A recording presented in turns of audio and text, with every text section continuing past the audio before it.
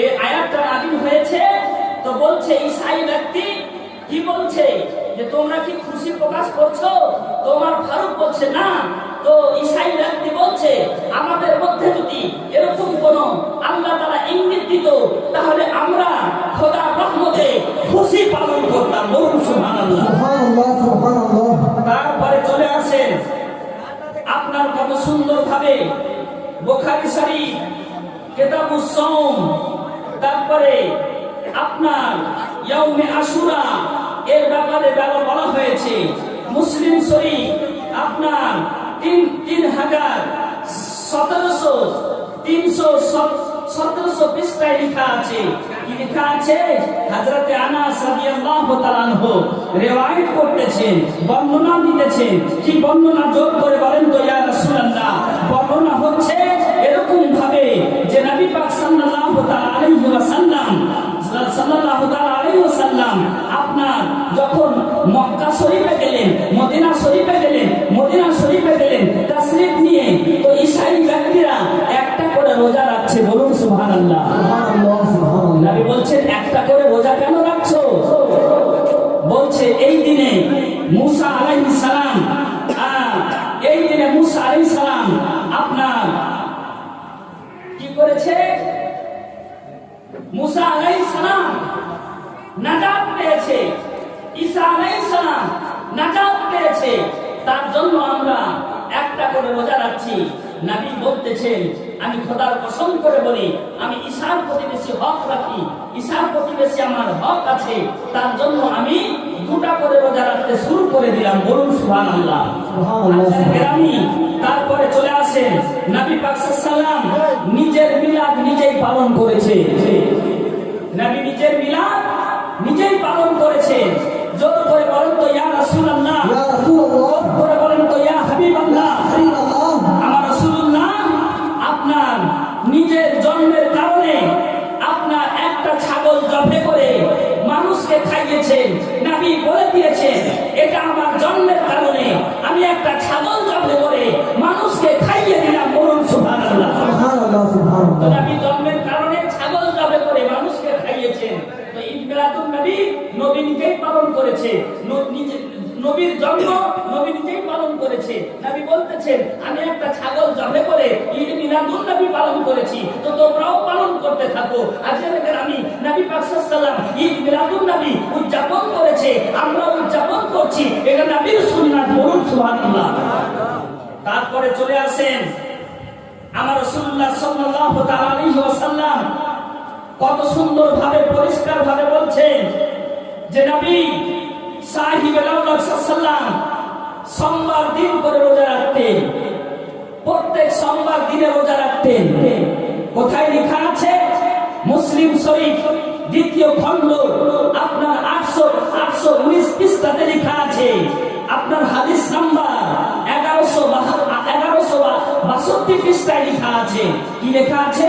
আন্না রাসূলুল্লাহ সাল্লাল্লাহু আলাইহি ওয়াসাল্লাম সুইলা আন সাওমিল ইসনাইন قال ذاك يوم ولدت فيه يوم بعثت او انزل عليه فيه رواه মুসলিম। নবী আমার সোমবার দিন করে রোজা রাখতেন। সপ্তাহের মধ্যে সোমবার আসে না? প্রত্যেক সপ্তাহে নবী আমার রোজা রাখতেন। তো নবীকে জিজ্ঞেস করা হয় আপনি সোমবার দিন করে কেন রোজা রাখছেন?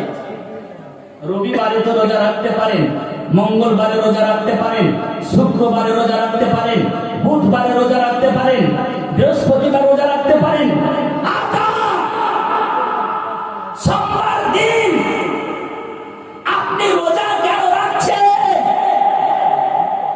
মাঝালকে বলো, সে বলো।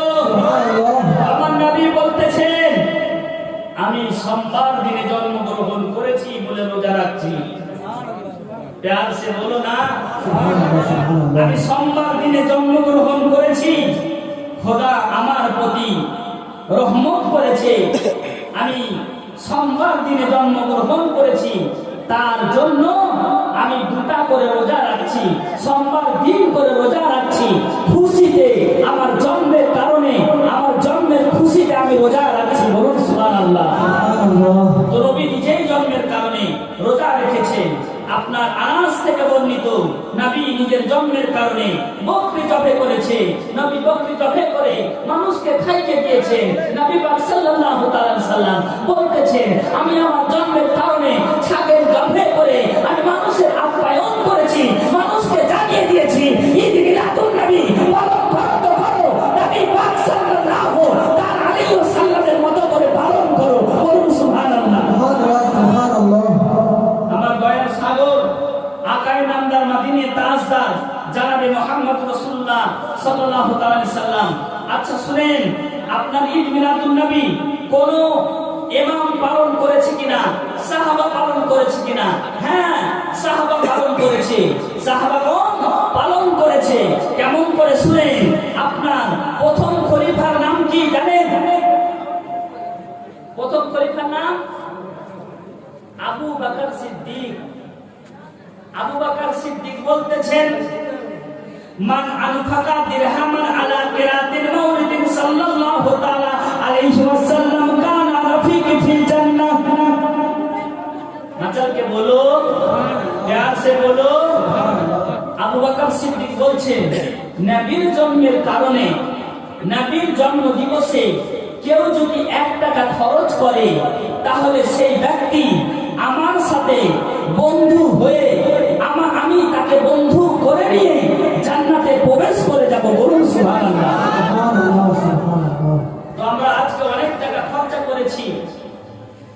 ওমর ফারুক আবু বকর সিদ্দিক বললেন, জন্ম নবীর জন্মতে কেউ যদি 1 টাকা 1 দিরহাম খরচা করে, আবু বকরের সাথে জান্নাতে যেতে পাওয়ার হকদারি হয়ে যাবে। তারপরে শুনেন, দ্বিতীয় খলিফা ওমর ফারুক বলেন, মান আজ্জামা মাউলিদিন নবী সাল্লাল্লাহু আলাইহি ওয়াসাল্লাম ফাকাদ আহইয়াউল ইসলাম। কেউ যদি জাসনে ঈদ মিলাদুন নবী পালন করে, তাহলে আমি ওমর ফারুক এলান করে দিলাম, সেই ইসলামকে জিন্দা করলো, নবরূপ দিল। বলুন সুবহানাল্লাহ। তারপরে চলে আসেন, ওসমান গনি বলতেছেন, কেউ যদি মান আনফাকা দিরহামান আলা কিরাতে মাউলিদিন সাল্লাল্লাহু আলাইহি ওয়াসাল্লাম ফাকানা ফাকান্নামা শাহিদা গাজওয়াতিল বদরিন ওয়া হুনাইন। মাচালকে বলো সুবহানাল্লাহ। সুবহানাল্লাহ, সুবহানাল্লাহ। ওসমান গনি বলছেন, কেউ যদি জাসনে ঈদ মিলাদুন নবী পালন করে, কেউ যদি জুলুস পালন করে, নবীর জন্ম দিবসকে পালন করে, তাহলে ওসমান গনি বলতেছেন, জাঙ্গে বদর যুদ্ধ, জাঙ্গে হুনাইন যুদ্ধ করে যতটা নেকি সাহাবাগণ পেয়েছে, তার সমান নেকি যে ঈদ মিলাদুন নবী পালন করবে, তাকে আল্লাহ তাআলা তার নামায়ে আমলে লিখে দিবে। সুবহানাল্লাহ। জাঙ্গে বদর যুদ্ধ করে যতটা নেকি পাওয়া গেছে, আপনার জুলুস পালন করে তার থেকে বেশি নেকি পাওয়া যাবে। বলুন সুবহানাল্লাহ। এবার চলে আসুন, শেরে খোদা শেষ খলিফা কি বলতেছেন, সাহাবায়ে রাসূল আপনার আলী, মান আজ্জামা মাউলিদিন নবী সাল্লাল্লাহু আলাইহি ওয়াসাল্লাম ফাকানা সাইয়ান লা মুখরিজা মিনাদ দুনিয়া ইলাল ঈমানে লা ইয়াদখুলুল জান্নাতা বিগাইরি হিসাব। আল্লাহ নবীর শ্রেষ্ঠ সাহাবা হযরতে আব্বা আলী বলতেছেন, কি বলতেছেন হযরতে আলী? জোর করে বলেন তো, ইয়া রাসূলুল্লাহ।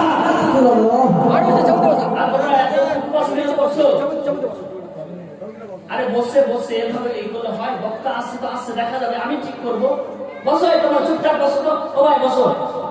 আমার রাসূলের শ্রেষ্ঠ সাহাবা আলী বলতেছেন, আলী বলছে কি, কেউ যদি জাসনে মিলাদুন নবী পালন করে, তাহলে সেই ব্যক্তি বিনা হিসাবে জান্নাতে যাবে। কেউ যদি জাসনে মিলাদুন নবী পালন করে, জাসনে মিলাদুন নবী পালন করে, শেরে খোদা বলছে, সাহাবা বলছে, অনেক ওয়াহাবি বলছে যে সাহাবাগণ পালন করেনি। পাগল, সাহাবা পালন করতে বলেছে এবং করেছে। সাহাবা আলী সাহাবা হলো না, ওমর সাহাবা হলো না, আবু বকর সাহাবা হলো না, 4 জন খলিফা সাহাবা হলো না। এদের হাদিস রাদ করা যাবে না, এদের হাদিস অবমাননা করা যাবে না। তাই তো আলী বলতেছে, আমার নবীর জুলুসকে যারা বাহির করবে, নবীর জন্ম দিবসকে যারা পালন করবে, খোদার কসম করে বলতেছি, সেই ব্যক্তি বিনা হিসাবে জান্নাতে যাবে। সুবহানাল্লাহ সুবহানাল্লাহ বিনা হিসাবে জান্নাতে যাবে। মালায়েকগণ তার হিসাব নিবে না, বিনা হিসাবে সেই ব্যক্তি জান্নাতে যাবে। আজকের গ্রামী কোথায় লেখা আছে? আন-নিমাতুল কুবরা আপনার 7ম থেকে 12 পৃষ্ঠাতে লেখা আছে।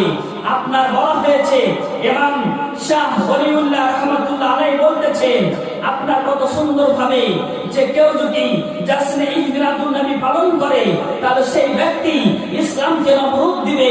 তারপরে ইমাম আহমদ শাফি বলতেছেন যে জাসনে ঈদ পালন ঈদ নবী পালন করা আপনার নবীর সুন্নাত আদা করা হবে। ইমাম আযম বলতেছেন জাসনে ঈদ মিলাদুন নবী আপনার রোজার ঈদ, বকরির ঈদ অপেক্ষা বড় ঈদ, এটাকে ঈদে আযম বলেছেন। বলুন সুবহানাল্লাহ। সুবহানাল্লাহ। এটা ঈদে আযম বলেছেন। আজকের গ্রামী বাবাজি ভাইরা, ওগো আমার মা পড়ে শুনেন। এবার নবী পাক সাল্লাল্লাহু আলাইহি ওয়াসাল্লাম এর সৌন্দর্য আলোচনা করব। এবার রাসূলুল্লাহ সৌন্দর্যতা আলোচনা করব। এটা পাঠ করে দাও। সৌন্দর্যতা আলোচনা করব। আমার রাসূলুল্লাহ কত সুন্দর ছিল শুনবেন? নবী কত সুন্দর ছিল শুনবেন? তো হাত ধরে বলেন তো ইয়া রাসূলুল্লাহ